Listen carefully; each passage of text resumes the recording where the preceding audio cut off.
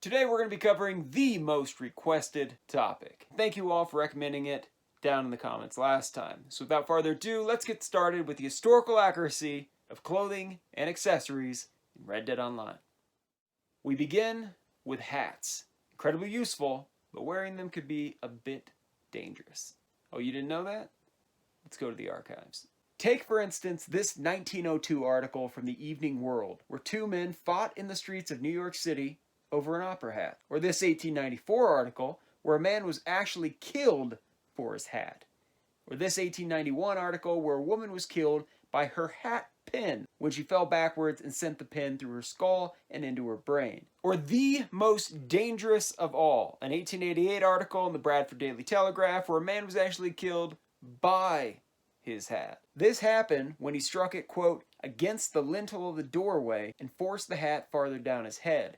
As he suffered considerable pain, medical aid was summoned. The deceased succumbed to injuries in the brain caused by compression of the skull by the hat. Historically, the hats people wore in the late 1800s varied depending on a variety of factors, including the wearer's location, occupation, social status, you name it. Suffice it to say, across the American West, townfolk, be they shopkeepers, tradesmen, lawmen, gamblers, etc., tended to opt for the bowler hat, or uncurled, fresh off the line, flat-brimmed hats, like Stetson's famous Boss of the Plains. We see these preferences illustrated in photos of famous lawmen, like Bat Masterson, Wyatt Earp, and Wild Bill Hickok. Most rural folk of the southern regions of the West primarily wore wide-brimmed Stetsons, but they tended to have much more personality and customization than hats worn by urban residents. We see this in photos of famous cowboys like Nat Love, and outlaws like John Wesley Hardin and Billy the Kid.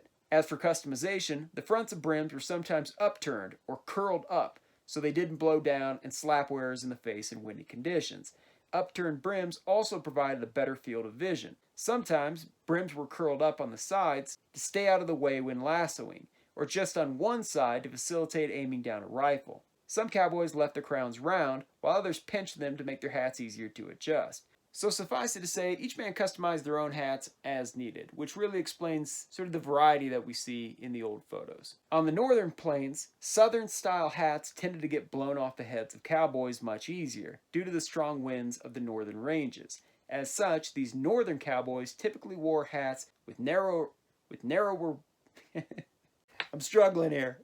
Narrower brims and lower crowns. Knowing this, an observer with a keen eye could guess fairly accurately which area of the country another cowboy was from. Again, just by looking at the size and shape of a man's hat. On the whole, I gotta salute Rockstar because most of the hats in the game are historically accurate.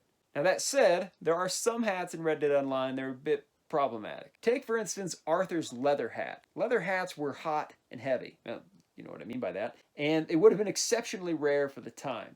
In fact, I couldn't find a single leather hat in the entire Sears catalog. So while it looks pretty neat, historically, it should be either fur felt or wool felt, not leather. Another problem is the Cavalier hat, which is modeled after hats worn by French musketeers and English cavaliers during the 16th century. What it's doing in the game, I do not know. Then there's the Tillman cap.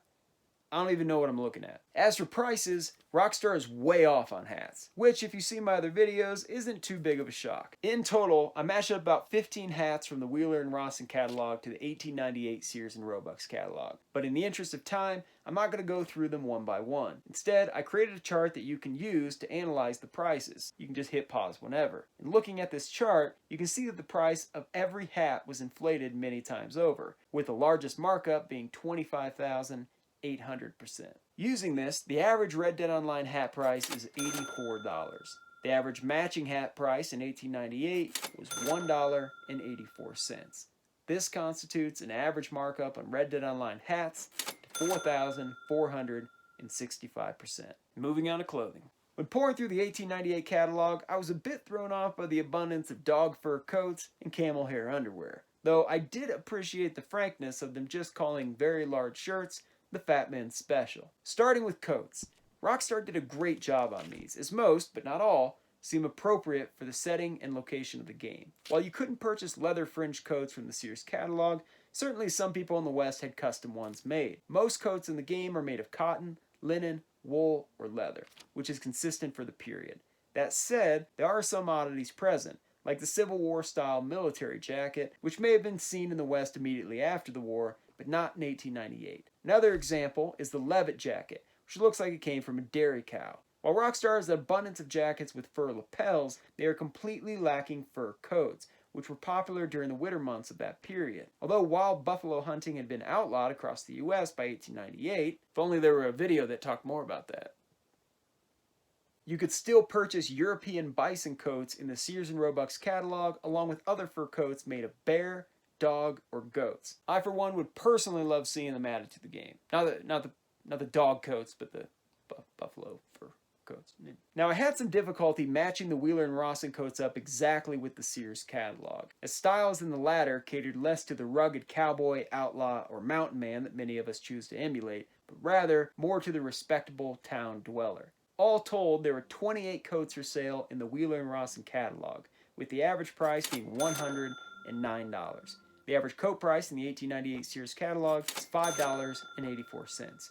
This adds up to an average markup on Red Dead Online coats at 1,766%. Now to shirts and pants. Historically, your average Western farmer in 1898 would have worn a pullover cotton work shirt and denim or canvas pants, held up by suspenders. Cowboys wore pullover cotton or flannel shirts of a variety of colors and patterns, which they would button up to the neck. Cotton bib shirts were also popular among cowboys in 1898. Since the scarcity of water made bathing and washing of clothes a luxury, the practical bib could be easily removed and cleaned, or just flipped over to hide any stains until the next opportunity to wash came.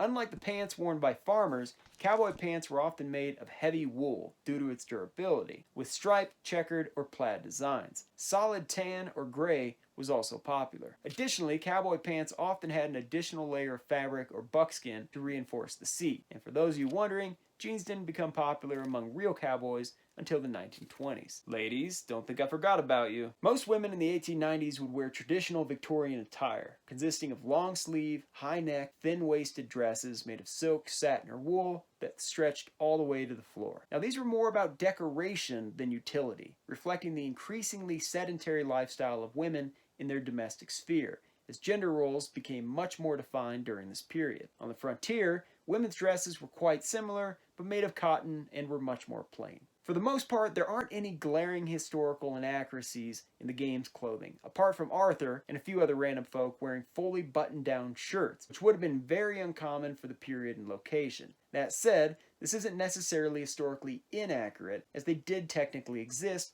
but mostly in Europe at the time. As for price, the average shirt on Red Dead Online runs you about $47.80. The average shirt price in the 1898 Sears catalog is 79 cents. Crunching the numbers, the average markup on Red Dead Online shirts is 5,951%.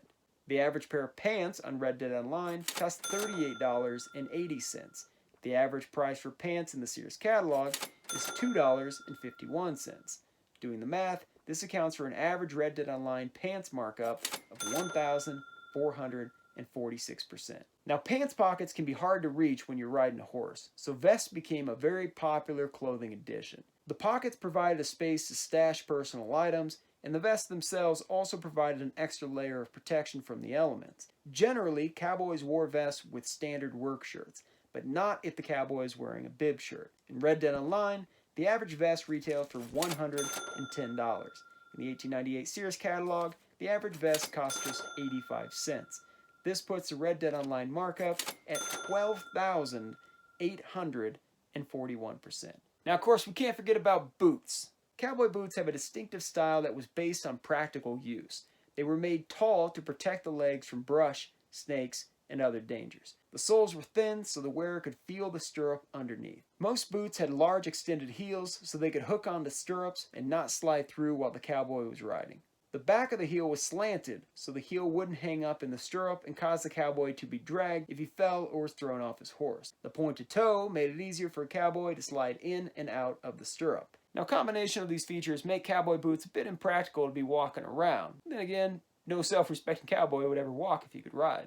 For the most part, the cowboy boots in the game look correct for the period. Most cowboy boots in the 1898 Sears catalog have minimal embellishments, while numerous for sale in the Wheeler and Rawson catalog have ornately embossed designs, fringe, tassels, and stitching.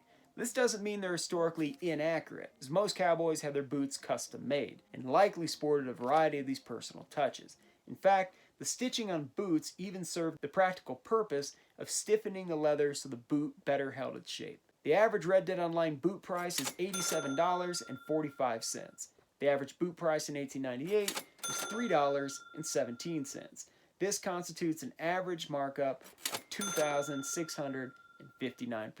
Alright, let's talk about accessories a little bit. We'll begin with chaps. First off, despite what you've seen in Western movies, bat-wing chaps weren't commonly worn until the 1920s, so that's out. In the late 1800s, cowboy chaps differed between the northern and southern plains. Cowboys in the northern ranges, like Montana, wore woolies, sheepskin chaps with the wool still attached on the outside. On the southern ranges, cowboys wore narrow-leg leather chaps that were stitched the entire length like a pair of pants. These were called shotgun chaps because the two legs looked like double barrels of a shotgun. They were also called stovepipe chaps because, well, I'm sure you can guess. And then there's the classic bandana. The bandana was a useful accessory, especially for cowboys on drives. Bandanas could be tied over the cowboy's head to keep his hat in place during heavy winds, worn over the nose and mouth to protect from the dust kicked up by a herd of cattle, tied over the ears in cold weather, used as a blindfold for a horse, a sweat rag, a towel, a pot holder, a sling, a tourniquet, and a bandage. It could tie up a calf's feet and even hobble a horse. In the late 1800s, most came in 3 colors: red, blue, or black. And while most Western films show the U.S. cavalry wearing yellow bandanas, this is a Hollywood creation and is completely historically inaccurate, originating with directors who just wanted to make the cavalry look a bit more colorful on screen. And last, one accessory I'd like to personally see added in the game are leather wrist cuffs. Originating in the 1880s among cowboys in Texas, wrist cuffs quickly caught on with most cowboys in the West. They came about because after cowboys roped a cow, they looped the rope around their forearm to anchor it. The leather cuff, therefore, protected the forearm and wrist from friction and rope burns. Plus, they just look really cool. And frankly, there's nothing wrong with that. If there's some article of clothing or accessory you'd like to see added to the game, let me know down in the comments. If you enjoy the video, please make sure that you like and you subscribe.